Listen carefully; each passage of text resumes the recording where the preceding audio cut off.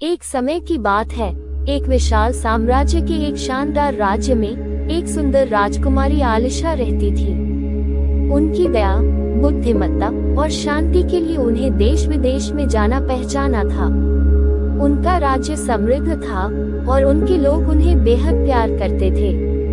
लेकिन राजकुमारी आलिशा अपने जीवन से संतुष्ट नहीं थी। उन्हें महल की दीवारों के परिसर से परे रोमांच और उत्साह की आकांक्षा थी। एक दिन राज्य में एक विशाल मेला लगाया गया, फसल का उत्सव मनाने के लिए। देश विदेश के लोग उसमें भाग लेने के लिए एकत्र हो गए। जब राजकुमारी आलिशा अपने बालकनी से उत्सव को देखती तो उनके दिल में शामिल होने की एक इच्छा हुई। बिना सोचे समझे उन्होंने अपने आप को एक साधारण व्यक्ति के वेश में छुपा लिया और महल से बाहर निकल गई। जब उन्होंने भीड़ भाड़ भरे बाजार में घूमती हुई एक गरीब भिखारी लड़की को देखा जो रो रही थी, उन्होंने लड़की के पास जाकर पूछा कि क्या बात है।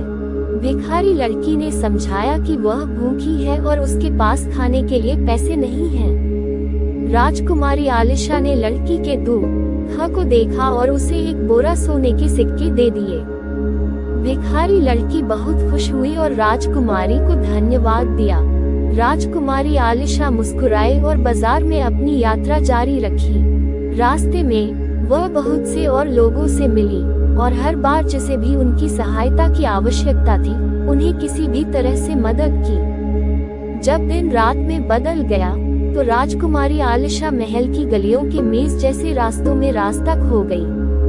वह इधर उधर घूम रही थी, पैलेस तक वापसी करने की कोशिश कर रही थी, लेकिन कोई फायदा नहीं हुआ।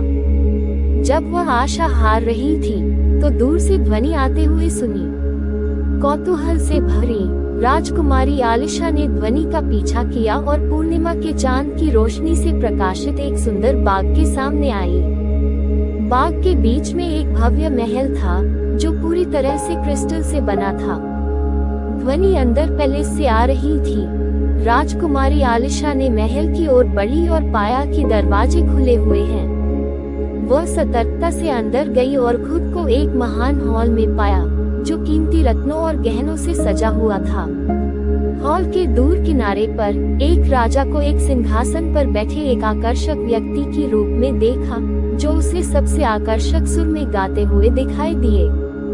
व्यक्ति का नाम राजा आदित्य था, जिसे एक शाप लग गया था जिसने उसे क्रिस्टल मूर्ति में बदल दिया था। शाप को सच्चे प्यार के स्पर्श से तोड़ा जा सकता था। राजकुमारी आलिशा को राजा आदित्य की सुंदरता और उसकी आंखों में चमक ने प्रभावित किया। बिना किसी हिचकिचाहट के उन्होंने सिंहासन की ओर बढ़ते हुए राजा आदित्य के हाथों को स्पर्श किया और राजा धीरे धीरे अपने मानव रूप में परिणत होने लगे। उसने अपनी आंखें खोली और राजकुमारी आलिशा को आभार और प्रेम से देखा। राजा आदित्य ने स्पष्ट किया कि उसे एक बुरी जादूगरनी ने शाप दिया था जिसने उसे क्रिस्टल की मूर्ति में बदल दिया था। शाप को तोड़ने के लिए सच्चे प्यार के स्पर्श की आवश्यकता थी। राजकुमारी आलिशा ने आदित्य राजा को अपना प्रेम दिखाया था। खुशी से भरपूर राजा आदित्य ने राजकुमारी आलिशा से शादी करने की इच्छा जाहिर की और उसने खुशी खुशी स्वीकार कर लिया। दोनों वापस राज्य में लौटे जहां उनकी एक भव्य समारोह में शादी हुई जिसमें देश के सभी लोग शामिल थे। राजकुमारी आलिशा ने सबसे अप्रत्याशित स्थान पर अपना रोमांच और सच्चा प्रेम पाया और इस प्रकार राजकुमारी आलिशा और राजा आदित्य ने मिलकर राज्य को साथ में नियंत्रित किया, जिससे सभी लोग जो वहां रहते थे उन्हें समृद्धि और खुशियों का अनुभव हो। वे हमेशा खुश रहे। उनकी प्रेम कहानी एक ऐतिहासिक घटना बन गई जिसे पीढ़ियों तक के लिए सुनाया जाता रहेगा।